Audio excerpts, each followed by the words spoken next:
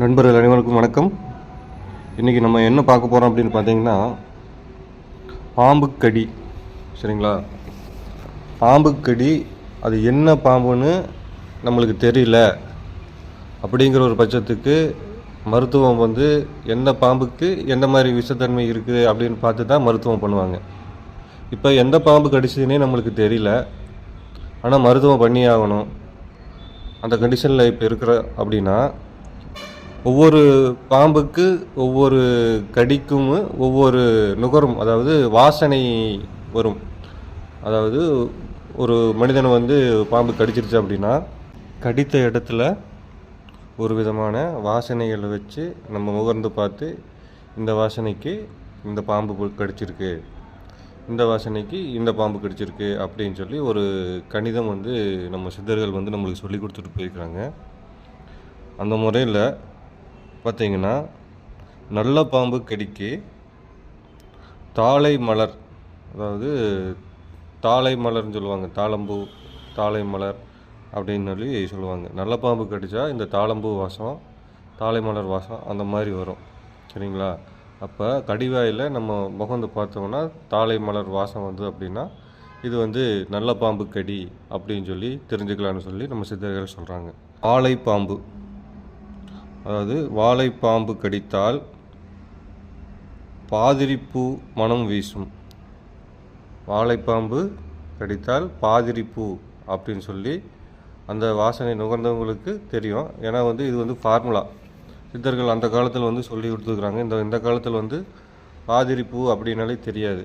அதனால் பாதிரிப்பூ வாசம் அடிக்குது அப்படின்னு சொல்லி தெரிஞ்சுக்கலாம். நம்மளுக்கு ஒரு சில பேருக்கு தெரியும், இந்த வைத்தியத்தில் இருக்கிறவங்களுக்கு பாதிரிப்பூ வாசம் அப்படின்னா பாதிரிப்பூ பார்த்துருப்பாங்க, நுகர்ந்து பார்த்துருப்பாங்க. தெரியாதவங்களுக்கு தெரியாது. சரிங்களா? அடுத்தது வீரியம் பாம்பு. வீரியம் பாம்பு கடிச்சதுன்னா புளியம்பூ மனம் வீசும் அப்படின்னு சொல்லி சொல்கிறாங்க. அதாவது விரியன் பாம்பு கடிச்சதுன்னா புளியம்பூ என்ன வாசம் அடிக்குதோ அந்த கடிவாயில் அந்த வாசம் அடிக்கும் அப்படின்னு சொல்லி சொல்கிறாங்க. அடுத்தது மண்டலி பாம்பு. மண்டலி பாம்பு கடிபட்டால் மல்லிகைப்பூ மனம் வீசும் அப்படின்னு சொல்லி சொல்கிறாங்க. மண்டலி பாம்புக்கு மல்லிகைப்பூ மனம் வீசும் அப்படின்னு சொல்லி நம்ம சித்தர்கள் சொல்கிறாங்க. அடுத்தது பார்த்தீங்க அப்படின்னா சிறிய பாம்பு. சரிங்களா?